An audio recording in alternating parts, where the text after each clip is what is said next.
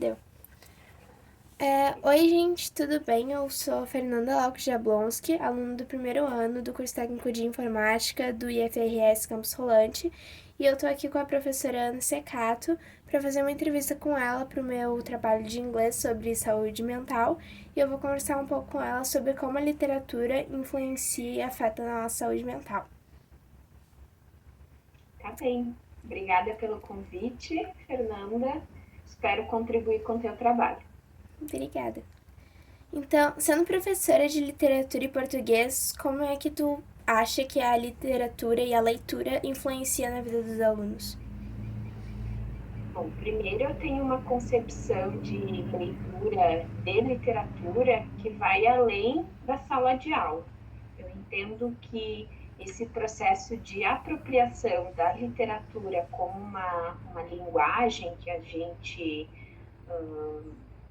através dela, né, a gente se emociona, a gente ri, a gente chora, a gente entende um pouco melhor o que é ser gente no mundo, né, no sentido de entender melhor a nossa existência humana. Então, nesse sentido que eu penso a leitura de literatura, numa dimensão mais ampla, né, e como que na sala de aula isso se procede através da aproximação da leitura literária desse universo dos estudantes. Todo mundo tem contato com a literatura antes da escola, seja por meio das narrativas que são contadas, por exemplo, a história do nome, né? As cantigas que são cantadas para embalar um bebê. Então, esse material, esse repertório que a gente chama, né? Esse repertório literário, ele já acompanha quem entra na escola. Então, ninguém tem um repertório zero de literatura, é isso que eu quero dizer. Então, cabe à escola se aproximar disso e desafiar para leituras mais complexas, porque o estudante precisa também manter contato com esse patrimônio cultural que é a literatura, que são os grandes clássicos, mas sem colocar isso num patamar de existe X e Y, né? Tudo é literatura, tudo é matéria literária. Claro que as elaborações de linguagem podem ser mais simples ou mais complexas, falar de universos diferentes, personagens diferentes, com os quais a gente vai se identificar, com os quais a gente pode estranhar, mas a matéria toda é a própria literatura.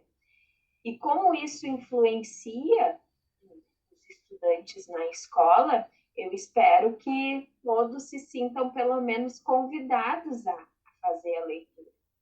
É claro que algumas pessoas vão se aproximar mais, outras menos, isso diz também um pouco da pessoa. Mas cabe à escola também levar a literatura para a sala de aula, porque talvez em outra etapa da vida isso não vá acontecer com tanta intensidade quanto na escola, né? E como é que tu se sente sobre a leitura? Tu sente que ela modificou algo na tua vida? Tu fez já a faculdade de literatura, de português, essas coisas. O que tu sente que a leitura te ajudou? Hum? Bom, eu vou falar um pouquinho da minha trajetória, então, né? Antes de estudar letras, enquanto estudante do ensino fundamental e do médio, eu sempre tive uma relação próxima com os livros. Tinham livros na minha casa, né? Meus pais contavam histórias, né, antes de dormir, né? Os contos de fada, principalmente. Então, eu já tinha essa bagagem, né? E depois eu tive também professoras que me influenciaram a ler, né? No ensino médio eu tive um encontro assim muito potente com a literatura da Clarice Lispector e que me despertou inclusive para pensar assim, bom, eu só estava lendo aqui no ensino médio homens, né? E aí agora eu estou lendo uma mulher que dialoga muito com aquilo que eu sinto, com aquilo que eu estou experienciando na minha adolescência. Então, eu tinha um contato maior, nem era com a literatura quando eu entrei na faculdade de letras, era com o inglês. Eu queria ser professora de inglês. Mas eu estava no segundo ano de URGS e eu recebi um convite porque tinha uma livraria perto da minha casa e eu recebi um convite através da dona da livraria para trabalhar na Feira do Livro de Porto Alegre. Eu comecei com 18 para 19 anos a trabalhar na feira e foi ali que eu me encantei pela literatura, mais propriamente aquela que é produzida para crianças e jovens, né? E desde então eu trabalhei 15 anos na Feira do Livro, também me formei, fui trabalhar em escola, né? E com certeza a leitura ela não só conduzia um caminho profissional, mas um outro entendimento sobre a vida no geral, né?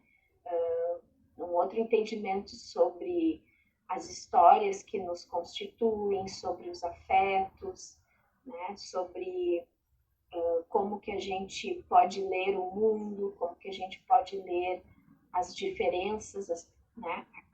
Aquilo que é diferente da nossa história. Então, ela com certeza ampliou e amplia a minha percepção de mundo. Uhum.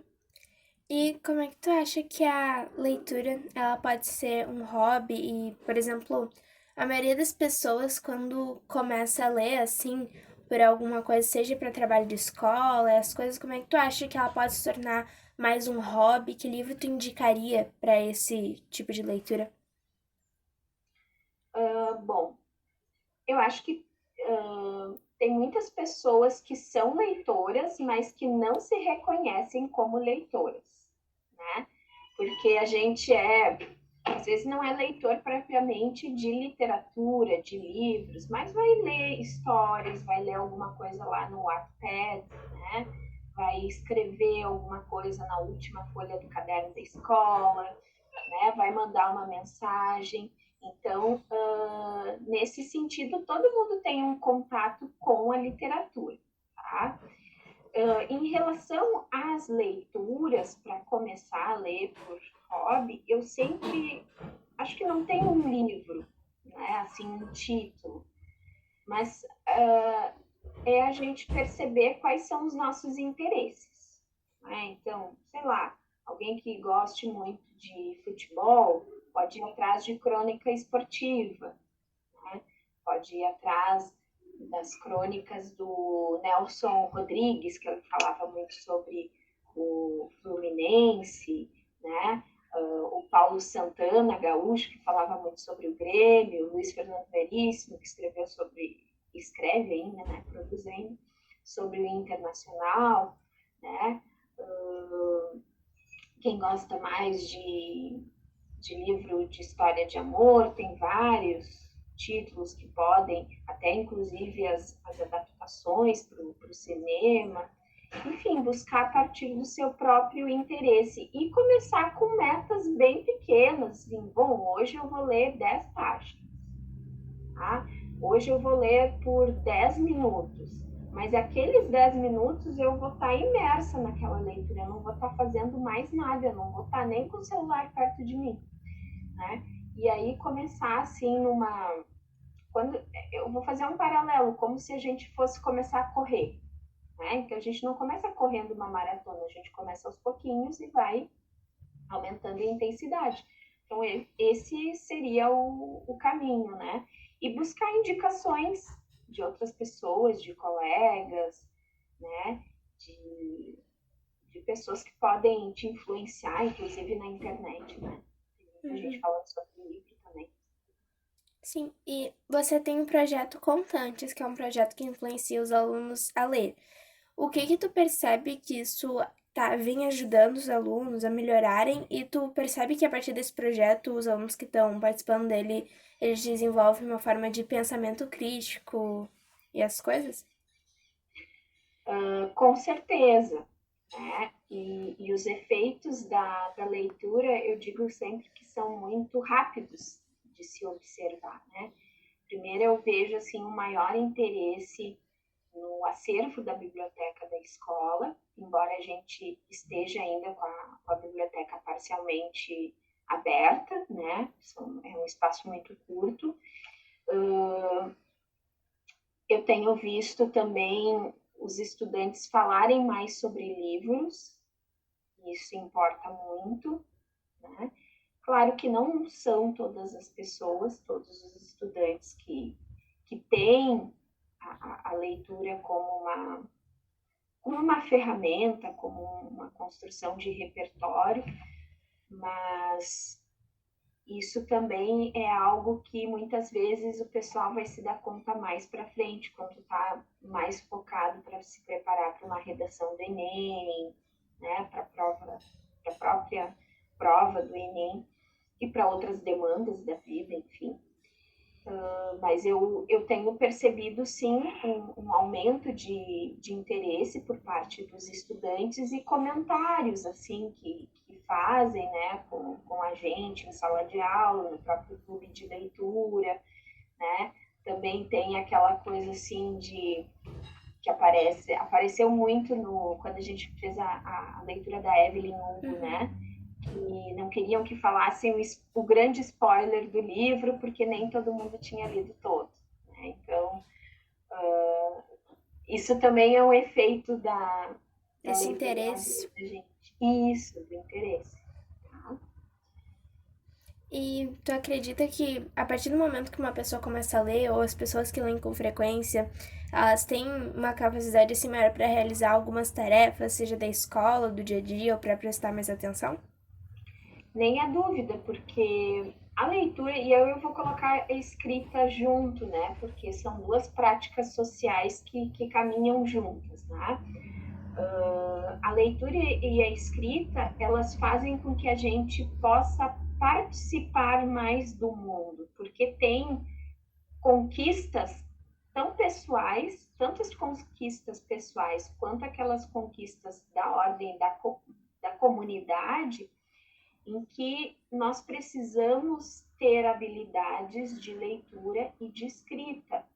Vou colocar desde de algo mais elementar, como saber pegar um ônibus, por exemplo. A gente precisa saber ler para pegar um ônibus. Mas eu também estou falando de coisas mais complexas, como, por exemplo, escrever uma carta para a prefeitura fazendo algum tipo de reivindicação para determinada comunidade, para a gente saber os nossos direitos através das leis, né? E aí, no âmbito da leitura de literatura, ela está atrelada a uma construção de um repertório sociocultural, né? Que é imprescindível hoje.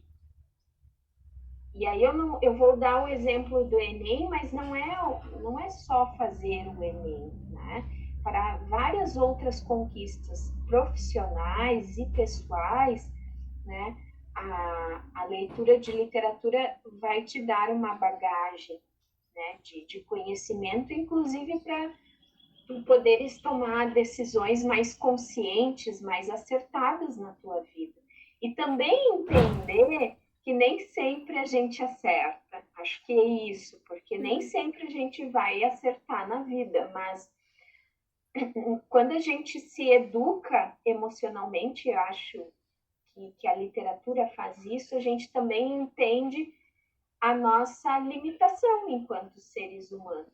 Tá? E como que a gente também pode encontrar caminhos, né, dentro da nossa própria história. Uhum. Então, é, é que daí, tá, Júlia? De... Eu não vou Oi? fazer então a próxima pergunta, que daí tu já respondeu aqui no meio, tá? Mas Uhum. como, pra finalizar, como você associaria a leitura e a saúde mental? Então, eu falei um pouquinho antes, mas vou dirigir um pouco mais para a Uhum, questão da saúde mental, né? sim. Claro, a gente não pode dizer assim, se arriscar a dizer que a leitura ela substitui algo uma terapia, por exemplo, né? Mas, como eu falei antes, a literatura, ela educa os nossos sentimentos. Eu gosto muito de um texto do Antônio Cândido, que é o maior crítico literário, né, do Brasil. O texto dele se chama O Direito à Literatura. E ele diz que a literatura precisa ser um direito básico de todas as pessoas, tanto quanto a moradia, a saúde, a educação também são, né, direitos sociais. E por que ele diz isso? Porque a literatura, ela é uma forma de humanização. E o que é isso, humanização? Muitas vezes as pessoas dizem, é tornar mais humano, é tornar mais bonzinho, pessoas mais boazinhas, né? Mas não é isso, né? Isso é uma visão muito restrita do que seria um processo humanizador, né? O processo de humanização é a gente entender, às vezes, o quão complicado é ser humano. Porque a gente, às vezes, lê um livro e fica pensando assim, mas que sujeitinho, né? Mas que... mas que personagem danado, por que ele vai por aqui, não por ali, enfim, mas ao retratar essas diferentes histórias, às vezes tão diversas a nossa, né? Vou pensar assim, histórias que se passam em contextos de guerra, né? Uma situação que seja tão diferente do que a gente está vivendo hoje, né? Em 2023 no Brasil, mas essas experiências com a leitura, elas ampliam o nosso olhar, né? E no caso da identificação, da promoção da saúde mental, todas as atividades culturais, não só a leitura, mas depois a leitura de literatura, mas depois eu vou especificar, né? Todas elas são promotoras de saúde mental, né? Também nesse sentido da educação dos sentimentos, mas também de uma prática, de uma aproximação de algo que transcende a nossa existência, que está além da nossa existência. E, ao estar além da nossa existência, dá sentido para a nossa existência, entende? E no caso da literatura, que é uma arte feita com palavras, né? As palavras, elas nos organizam, elas organizam o que é essa vida que a gente tem aqui, né? Então, elas são muito poderosas. Então, nesse sentido que a gente consegue, inclusive, nomear o que a gente sente, organizar e se entender melhor. Então, nesse sentido, vejo que ela é promotora de saúde mental. Inclusive, isso já é algo que já é uma intersecção, né, entre a terapia e a literatura, que é a biblioterapia, né? Não sei se tu já ouviu falar. A biblioterapia é uma forma de terapia através de narrativas, predominantemente. Não sei se com poemas também trabalham, e com teatro, mas predominantemente com narrativas, sim. Então, são pessoas que vão, às vezes, até em hospitais, quando as pessoas estão lá, fragilizadas, né, recebendo algum atendimento médico, e são lidas histórias, né, para essas pessoas, ou fazem contação de histórias, e isso é uma forma também de um pouco aquela coisa que é aquela ideia bem chavão da literatura, que é viajar na imaginação, sabe? Então, isso se efetiva no sentido de tirar um pouco a pessoa dessa condição de sofrimento, dessa angústia que ela está passando ali, né, que ela está mais fragilizada, e transportá-la para um outro mundo, né? Esse mundo da palavra, esse mundo inventado, né? Que talvez dê um pouco mais de amparo para essa pessoa. Uhum. Então, Outra coisa que eu percebo assim geralmente é que, por exemplo, eu sou muito jovem, eu não tenho muita experiência de vida. mas dependendo dos livros que a gente lê, a gente adquire algumas experiências e certos saberes e conhecimentos que pessoas mais velhas teriam por causa da leitura, por causa que a gente lê um livro falando sobre uma situação talvez mais séria, sobre algo que aconteceu, e a partir disso a gente acaba, é como se a gente já tivesse vivido aquilo, porque a gente Uhum. leu aquilo. É bem estranho, sabe? Toda vez que a gente lê uma história, parece que a gente tá vivendo tudo aquilo. Exatamente, com mais intensidade, Uhum. né? Só que existe um conceito na literatura que é a catarse, né? Que é bem isso. Então a gente experiencia aquele sentimento da personagem, né? O que está se passando ali na história, só que a gente está numa posição confortável, Uhum. né? Então se usa isso muito para os contos de fadas. Por que, que as crianças precisam ter contato com personagens do mal, como por exemplo o lobo, né? Por que, que elas precisam conhecer essas histórias que tem através, né? Que tem essas personagens que não fazem o bem, digamos assim? Porque o mundo é assim também, né? E é melhor que elas vivenciem essa experiência de saber que o mal existe na ficção, seja num mundo inventado, do que elas experienciem isso no mundo real. Então, de novo, essa ideia da educação do sentimento, Uhum. né? A gente sofisticar isso através da arte, através do simbólico. E é por isso também que as crianças gostam de ouvir sempre a mesma história.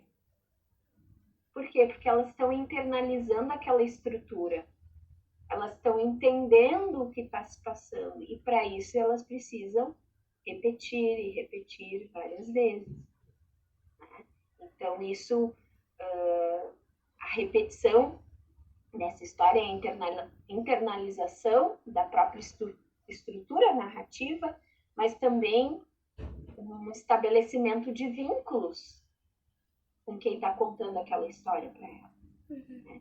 É um momento também de construção de afeto, né? Através da palavra, através da arte. É isso. Muito obrigada. Então tá. Então tá. Acho que foi tudo, né?